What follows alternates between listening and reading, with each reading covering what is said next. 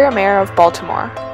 With a population of approximately 622,000, Baltimore is infamous for the high crime rate, ranking 5th as a city with one of the highest murder rates in the country. There have been increases in property crime, robberies, and violent crimes in Baltimore, while nationally reported violent crimes decreased by 4.4%. Violence has impacted communities in Baltimore and has been more widespread after recent events such as the death of Freddie Gray. In a recent conference for the Mayoral Council, Baltimore's former mayor Stephanie Rawlings Blake stated how violence prevention has become a top priority. As you know, after the death of Freddie Gray, Baltimore broke out in civil unrest. Following that tragic series of events, Baltimore experienced its highest homicide rate per capita in history. This was the year after we reached the second lowest homicide rate in our history. It is because of this alarming trend that reducing violence and strengthening police community trust have been top priorities for me as mayor of Baltimore. Programs such as Dating Matters exist to establish effective violence prevention. We propose 3 possible solutions to alleviate violence in Baltimore: community-based intervention, safe streets, and reward assistance programs.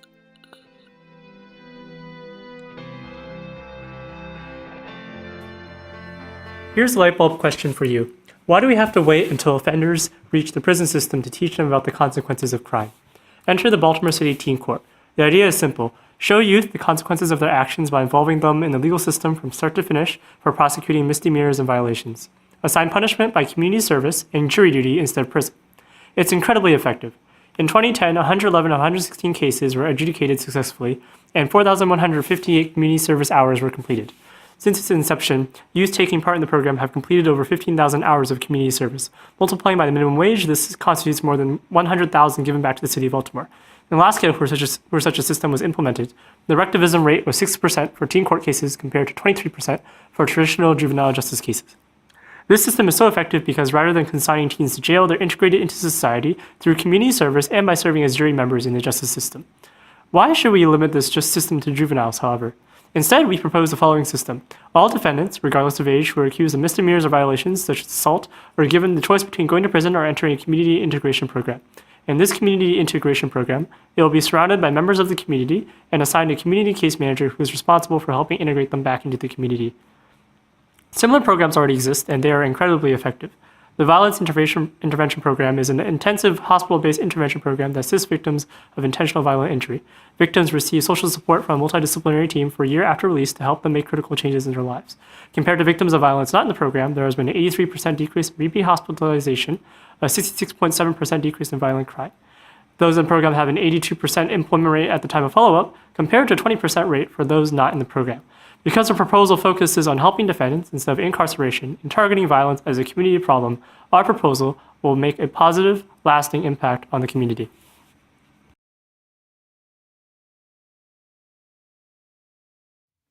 Safe Streets is an evidence-based approach to stopping crime, where trained ex-offenders act as violent interrupters to reduce gun violence.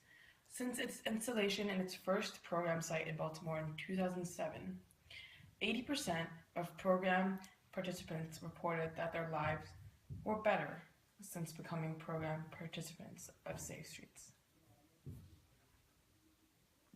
A cost-effective and promising way of decreasing violence will be using existing residents and resources. A major hurdle that faces the Safe Streets program today is its controversial hiring of ex-convicts and the highly risky situations in which they are placed as a part of their jobs. To gain the confidence of the general public, as well as to improve the engagement of Safe Street workers with the most at-risk youths, we would have Safe Street workers participate in weekly community-based gatherings as a requirement for employment. These community-based gatherings would be spaces for counsel, networking, and conflict resolution, and would be limited to 5 to 10 community members, including at least 4 Baltimore residents of ages 14 to 19 years old, who are identified as being most at risk of being involved in gun violence. Community members could include local or citywide church groups, volunteers from educational institutions, or nonprofit organizations in Baltimore.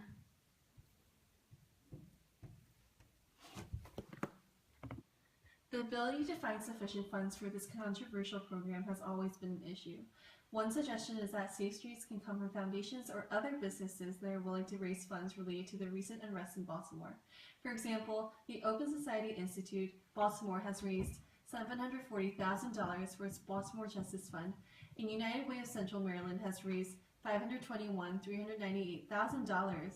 Since there is such social awareness and interest in improving the community with non-governmental funds, this could be an alternative way of funding Safe Streets. The estimated cost of this addition to the program would be $50,000 for the renting of meeting spaces and arranging transportation to and from meeting spaces. Our next solution is the RAP, Reward Assistance Program, an incentive-driven program. It prevents violence by providing cash rewards and assistance to ex-convicts and potential offenders, minimizing their likelihood to commit crime.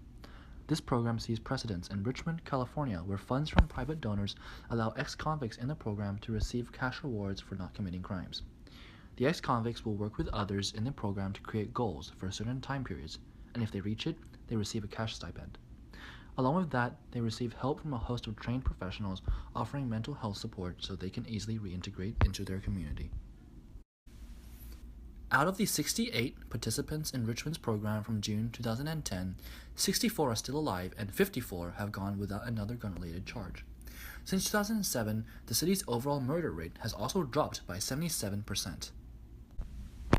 Our solution builds on Richmond's program by also offering housing assistance through allocated mortgage reserves, also known as AMRs. Today, of all offenders on parole, 2/3 are arrested again within 3 years. A large factor in this is the lack of adequate housing. Ex-offenders generally find themselves unable to buy homes and are more inclined to commit crimes because they are in the same situation that caused them to commit crimes in the first place. A safe home would give the ex-offender less incentive to commit crime and create a healthy environment for their family to grow, decreasing the amount of future youth violence as well. Our proposed allocated mortgage reserves functions as a binding federal subsidy agreement. The federal government subsidizes banks and requires banks to allocate a certain portion of its mortgage funds and the subsidy to loans towards ex-offenders. In addition to this, each participant in our program would have life skills trainers to help them figure out everything necessary to live independently, from handling the AMRs to managing rents to helping the participants search for housing. This is more sustainable than simply giving the ex-convicts money. With this provided guidance, participants can learn to manage funds, ultimately minimizing their likelihood of committing crime again. This program will cost $1.5 million for every 50 participants annually. $1 million will be the total sum of stipends given to all the participants. The remaining $500,000 will be the cost to employ professionals to assist the participants. This number is based on the cost of Richmond's program, which was funded entirely by private donors, but we intend for our program to be publicly funded. This sum does not include the AMR federal subsidy. Nevertheless, this program has some flaws to it as well, one of which is its controversiality. Politicians concerned about votes may be less inclined to show their support, and private donors may be less willing to donate.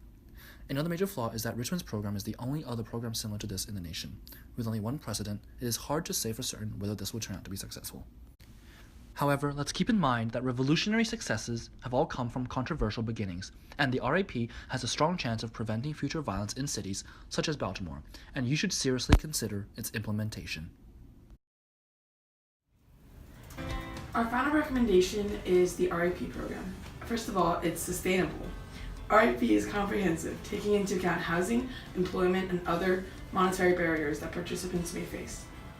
Secondly, however, a disadvantage of the program is that it's relatively expensive, and taxpayers might not be willing to pay for this program.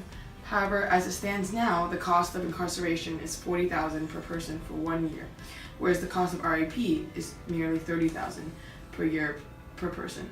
We believe that we can allocate taxpayers' money in a way that can fund this program and also decrease spending. Lastly, the solution is consistent with the general theme of the course, treating more issues such as violence and drugs as public health issues instead of a criminal issue, and delivering sustainable solutions instead of punishment.